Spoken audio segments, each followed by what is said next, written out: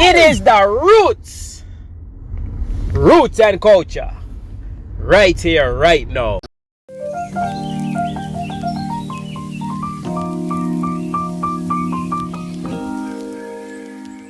So, I mean, peanuts, right? Peanuts. I'm fascinated with peanuts. So they're really interesting because they're one of the foods that crosses the Atlantic Ocean, has a botanical cognate in Africa, otherwise known as the Bambara Bamana groundnut, which is Right. actually closer to the black eyed pea than it is to the peanut, but they both grow underground and they both are legumes that put a peg out. The plants look almost exactly the same. See, I mean, and I love the plant. I love the yellow flower, by the way, but go ahead. So that just the peg goes in the ground, and it's the bumper ground is smaller and doesn't produce at the same volume. But there was a basis in the minds of West and Central Africans for the American peanut, which is South Oh, American. Like a lot of other crops, like sorghum and corn and bitter tomato and eggplant and tomato. I mean, they all have, similar families and okay. types of plants. It wasn't that, the way the books tell it is that the Europeans came in, particularly the Portuguese and the Spanish, and they were teaching Africans. Not that's not how it went down. These plants were being assimilated by, let's call it conscious borrowing from these sites where the Europeans were into the interior of Africa. And so, because of that relationship, because of that complex history, we know that in North America, peanuts come into the Carolinas and Virginia very early, and make it to Maryland and then Pennsylvania and then Florida and then the Gulf Coast. So they spread out from these hearth centers of dispersion. Of course, those are connected intimately with the transatlantic slave trade, Right, but right. not always. Some plants come in and make this exchange through missionaries. Some make it through pirates. Some make it through other ship's captains and sailors. There's all these complex means by which these plants become integrated.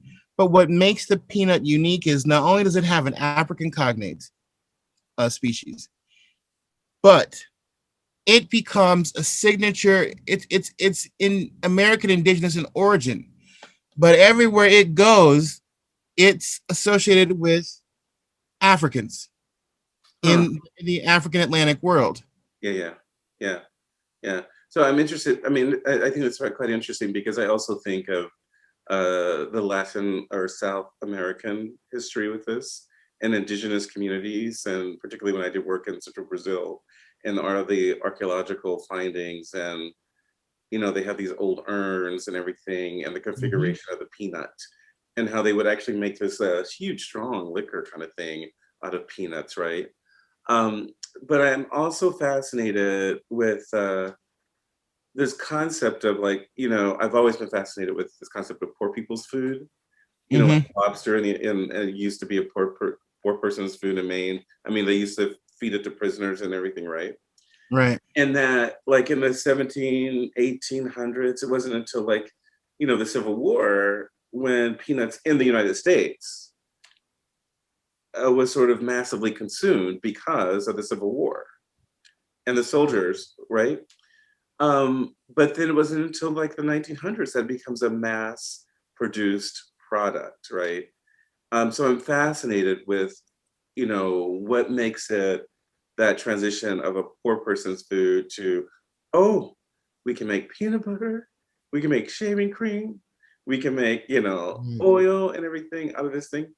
But I'm also, so that connection between food and labor, food and the enslaved, right? Because the enslaved um, were those who were working with peanuts, right? Yeah, because they were growing it in their gardens, and that's how we know about the connection. Other than the fact there were a couple of recipes here and there, like peanut soup was is something that is not new. Okay. Goes back to the 18th century. But then, of course, the people who innovated peanut soup were making mafe in Senegal. They were making kante kwan in Ghana. Okay. They were making, of course, the term goober and pinder. Nguba is through the folks from Congo. The Congo, right? Right. Sorry, I got it reversed. And Mpanda is Congo. Nguba is Angola. And there are a number of different terms associated with those as well. I remember working with Peter Hatch from Monticello. He used to be the gardener there and the scholar of Jefferson's Garden. yeah, okay. And I remember this interesting thing this reference he had to enslaved Africans, kind of, and this is not fake lore. I should preface that. Hiding the peanuts, not talking about them, not sharing them, growing them secretly. Oh. Because they did not want them to become popular among white people, lest that they lose them. Remember, if you're an enslaved person, Yeah, okay. you're growing your stuff, you do not want the slaveholders to say, oh, that tastes good, that's great, that's marketable. Because then they're going to make you stop growing it. They're going to make you relinquish that unless there's more than enough to go around. And typically what would happen is that the food culture and the recipes and everything, I know people think of it as a big melting pot. It was not. Mm. You had to guard every part of your culture as a Black person. Right. There was a peanut plantation in North Carolina and in Surrey, Virginia. And they were both, it's both weird because they were both in the southeastern corners of the state. It wasn't like they weren't adjacent. Okay.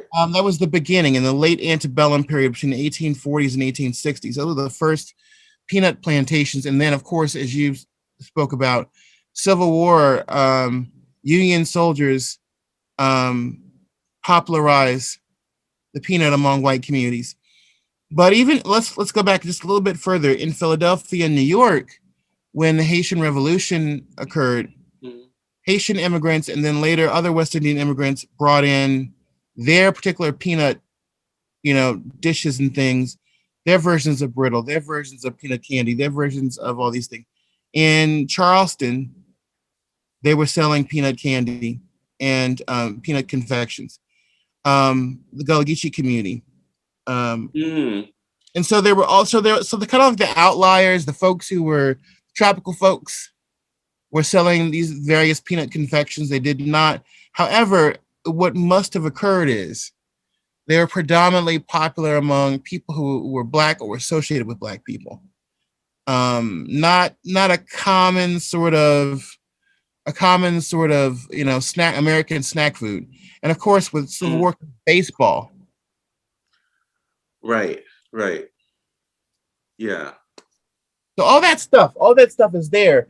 And it just goes to show you that this sort of Marco Polo brought spaghetti version of food history is really not only boring, but simplistic. And it doesn't touch on all the different players, especially when the players look like us.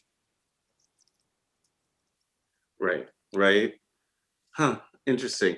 But that brings up a whole host of other facets about peanuts, food and Black people and sports and so forth. So I'm also, Michael, what are some of your favorite dishes made of peanut butter? Of peanut, excuse me. What are some of your favorite dishes made of peanuts? But what about, because you did all this stuff in Africa and I'm fascinated with it.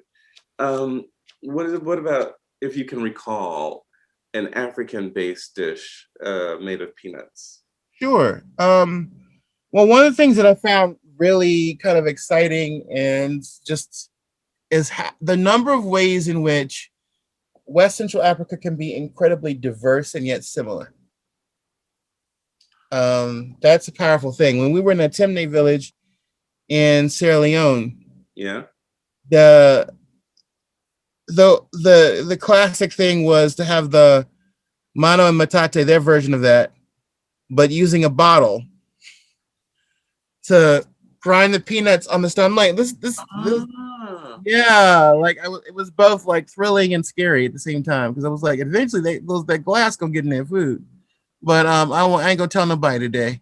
So but they would do that, and you see the same thing in Ghana, same thing in Nigeria, but it's always with the peanut. It's and to make that rough sort of like Yeah, peanut sauce, and it's delicious.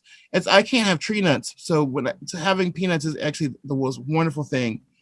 Mafe in Senegambia is when you take the peanut and make it as a base with tomato for a sauce and a soup. yeah. It's two different versions. You can do the full on soup, or you can do like the saucy thing. Mm. Chicken and groundnut stew in Ghana. Oh wow. Best stuff ever. And they like to put a little bit of scent leaf, what we know as basil, in there. Uh-huh. And basil and with peanuts is literally called. They say it makes the chicken dance. It makes it taste good. Yes. So it's so many people, Myron. They think of use of peanuts in the culinary fashion as being predominantly Southeast Asian. Again, Right. I was going to go there. yeah, I was going to outsourcing. go there yes. I was going to make that leap. Right. But if I told somebody that wasn't you, basil, lemongrass, garlic, ginger, peanut, they'd say Southeast Asia. I'm like, West Africa. Right. Absolutely. So it just goes to show you people don't, just because people do similar things doesn't mean they come from the same place. Right. Absolutely. Yeah. So one of my favorite peanut butter food items. Well, I keep saying peanut butter, right? Because it is sort of peanut butter. But in Haiti, they make this peanut butter with pimento. So a spice is pepper. Yeah. And so it's like ground, homemade kind of, no additives with pepper. And it is like the most beautiful thing. I hoard it back, Michael. I hoard these jars back. These jars that are recycled jars because I buy it off the street. Right. I hoard it back because it's just so beautiful. You can't find anything like it anywhere What does else. it go with? Hmm? What do you pair it with? My spoon.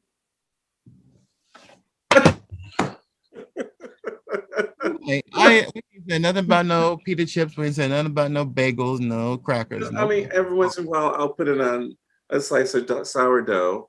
I know this is probably overdone, but a slice of sourdough with some wonderful, European cream butter, toasted, and then I would put peanut butter on top of that.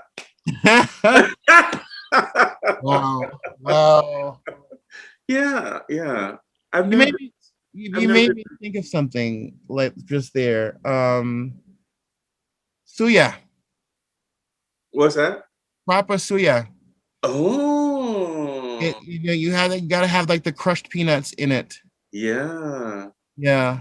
Suya is, for those who don't know, suya is like Nigerian kebab, but it's not kebab. It's barbecue. Yeah. And I've not been. I'm also, I think, with the peanut butter, the Creole that I was just mentioning, and it's also about texture. I don't know if I like smooth, creamy peanut butter. I like the crunchy. I like to feel that it's like. Yeah. It's not fabricated. A little gritty, no? It's like it's not quite smooth. It's like a little textured, crunchy. Yeah. And so they call it mamba. They call it mamba, M-A-N-B-A in Creole. Watch that one. Mamba Creole, right? We ain't got nothing to do with that. Yeah.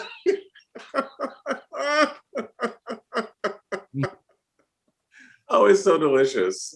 Oh, look, I'm having just, I should go in the closet to see if I have a jar in there somewhere. I'm sure I do, actually. Now I have to find some. Yes. I'll send you some, actually. Awesome. I'll send you a jar. It's just to die for. And I hold on to it. Yeah. Hey, so do you know any like Black farmers who actually grow peanuts in the United States? I wish I did. I No, think it just came to my mind because when I think of like these mass produced, like in the United States, there are some crops that are majorly mass produced by these huge farms, and they're usually white farmers. I think of like the potato farmers for like Frito-Lay. Here in the state of Maine, Aroostook County has all these, they grow all these potatoes for these potato chip companies. Um, right. but I don't know, like any Black or African, someone of African descent here in the United States who massively produces peanuts, you know? Yeah. Well, you know what? I'm wrong. I'm totally wrong. I don't know anyone in particular, but because of the fact that peanut is used in rotation with cotton and soybeans, Absolutely, right, right, right. a lot of Virginia, Carolina, South Carolina, Georgia, Okay, Alabama farmers. Yeah. but I always hear soybean and cotton. I rarely hear, I know that they're in rotation in some crops, but I rarely hear peanuts. I usually hear cotton and soybean. But Mm-hmm. yeah, It's another nitrogen fixer, and they do similar but different work in the fields. So you'll very typically going down 85 and 95, particularly in Virginia and North Carolina, you'll see that the field that used to be cotton yeah, is now peanuts, and then soybeans, and then back to cotton. yeah, yeah. So yeah, it's something. But our folk relationship with the plant and the food is not quite the same as what it used to be. Um, Interesting. a lot of formerly enslaved people who were talking to us through the pages of the WPA narratives Yep.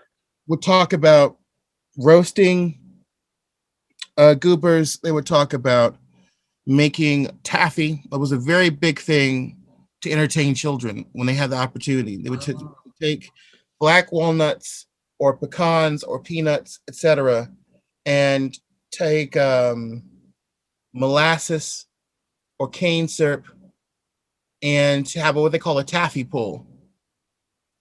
And essentially, make big batches of this candy for the children in the community.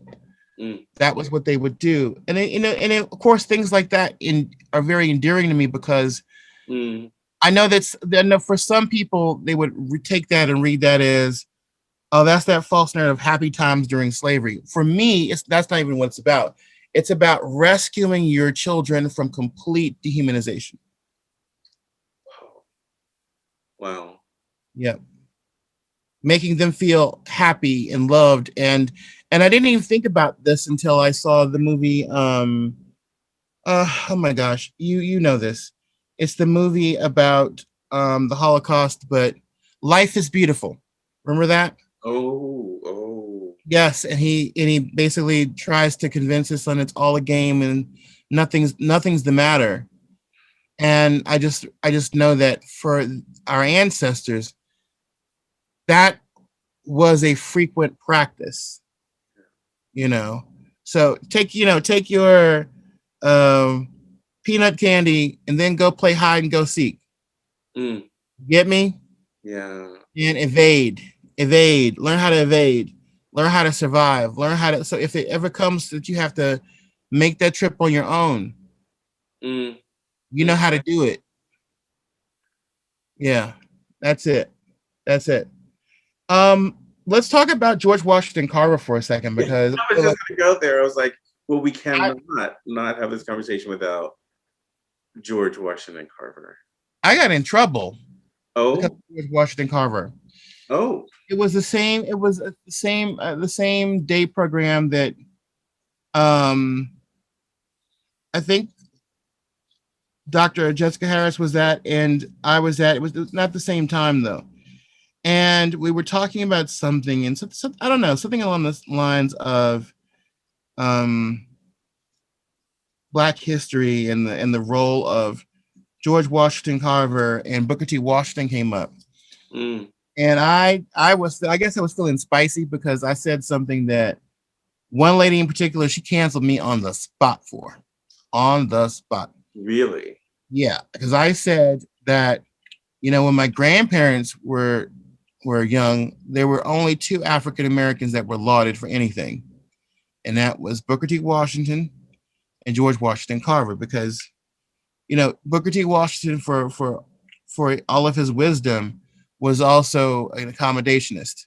Oh yeah, absolutely. That was And the baby. I said that she didn't like that. Oh really?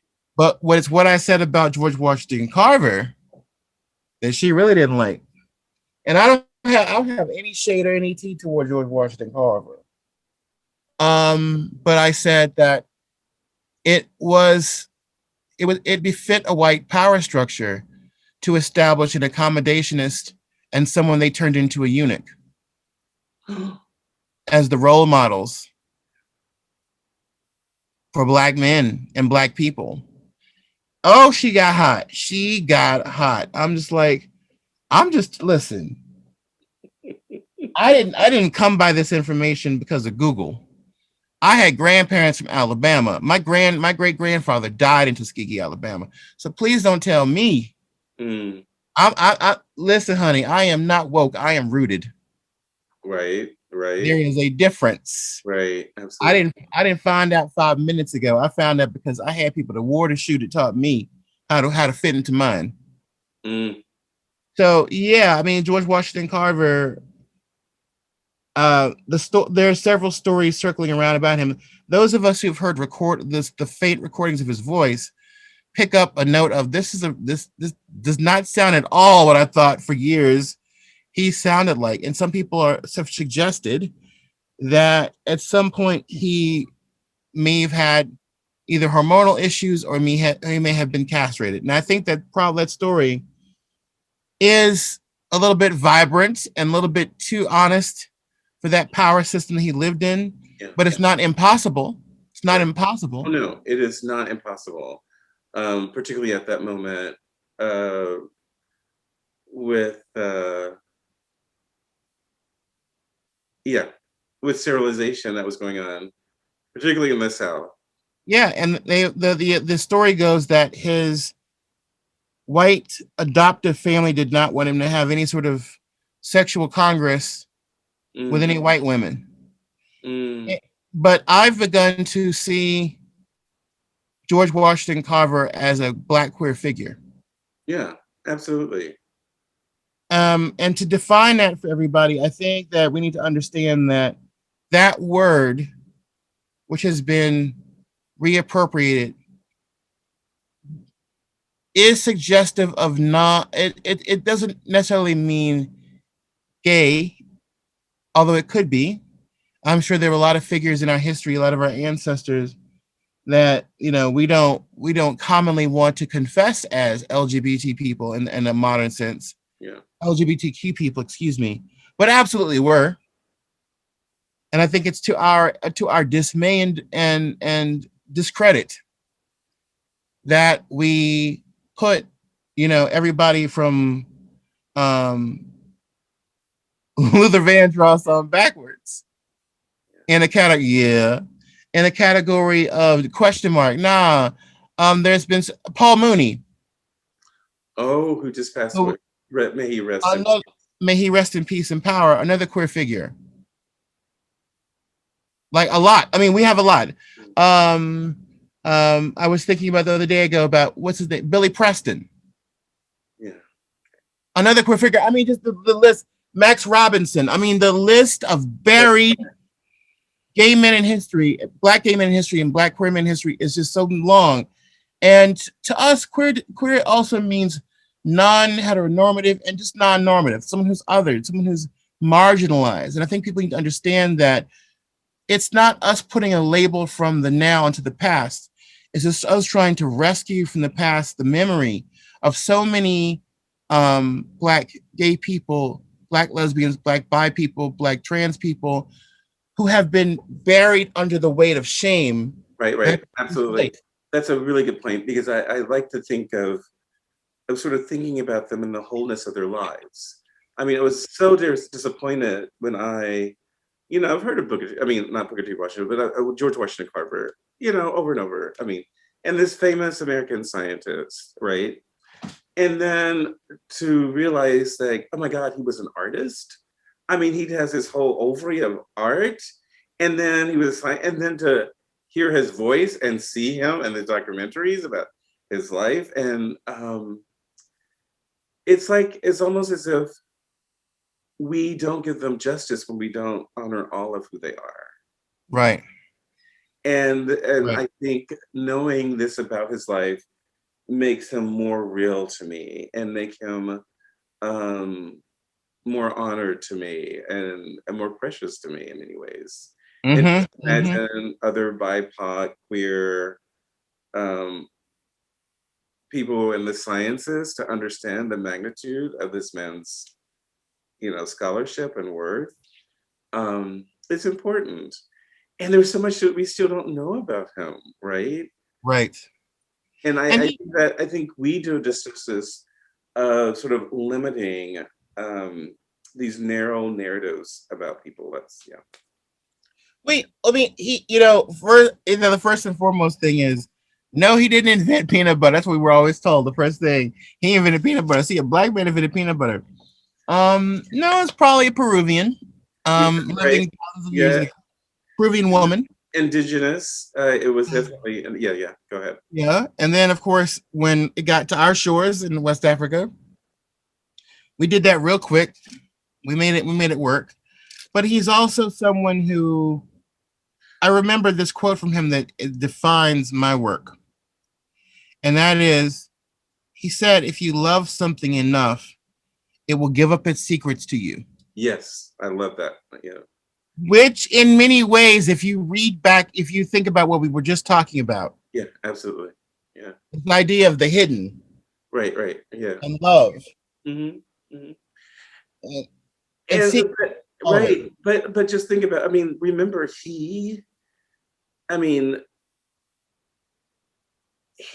don't know if discovered is the right word, but about like all these, like more than 100 uses of peanut, right? Mm-hmm. What does that mean for him? Again, to really engage with the secrets of this peanut, right? It spoke to him, right? That he could understand the vastness of this food item.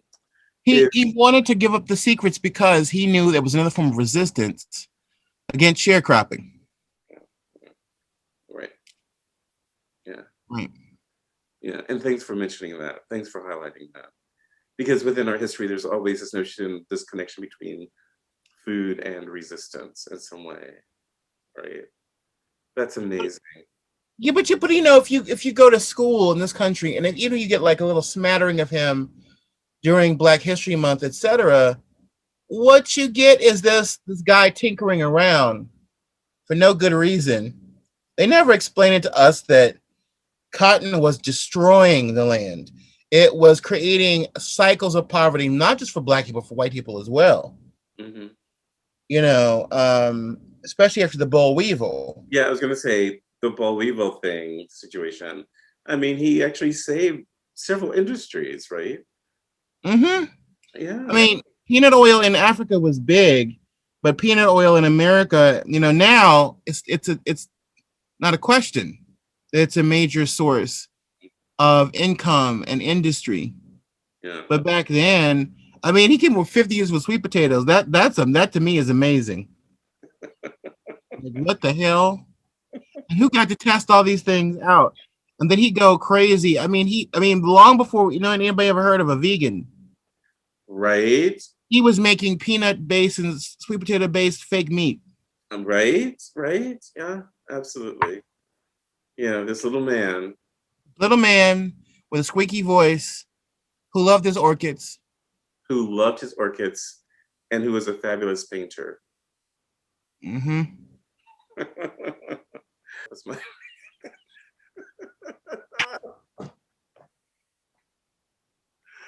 Oh, gosh. Oh, Michael, it's so good to chat with you. Okay, let's start the sked. So, we have these kippas.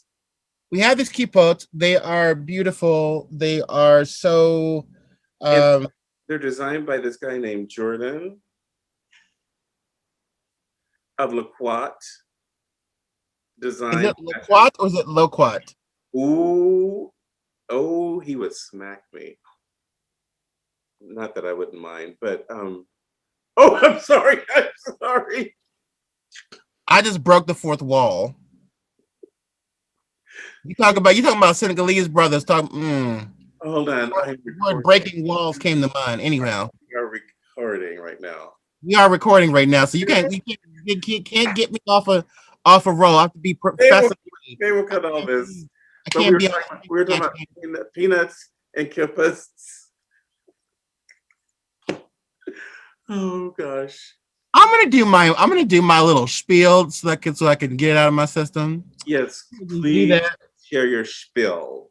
Can you hold those keypot up again one more time? Because I'm just like, yes, gorgeous, gorgeous, gorgeous, with ancestor presence. I believe I saw on one Nina Simone and James Baldwin and Marsha P. Johnson, Yeah. and And then Zora Neale Hurston, right, and then you see um Frida Kahlo. Bell Hooks, Frida Kahlo, right? And so these are just I love them. Yes, absolutely. Something taking us, a part of the religious culture. A lot of people have headgear, but I think that, just like we say, used to say, you don't have to be Jewish to eat Levi's rye. You don't have to be Jewish to wear a kippah. There's so much symbolism in this, and I think for me, part of the beauty was being able to, after a season of deep reckoning Mm, yeah. with the intersections of racial justice, of Black joy and aesthetics, with how the rest of the world interacts with us. It was a really beautiful thing this Passover to introduce this on social media to people Mm, who weren't familiar with Jordan's work, to let them know that this this is something that I and others intend to bring into the mainstream of our performance of Black Jewish culture. yeah, And using that, because I mean the bottom line is visibility.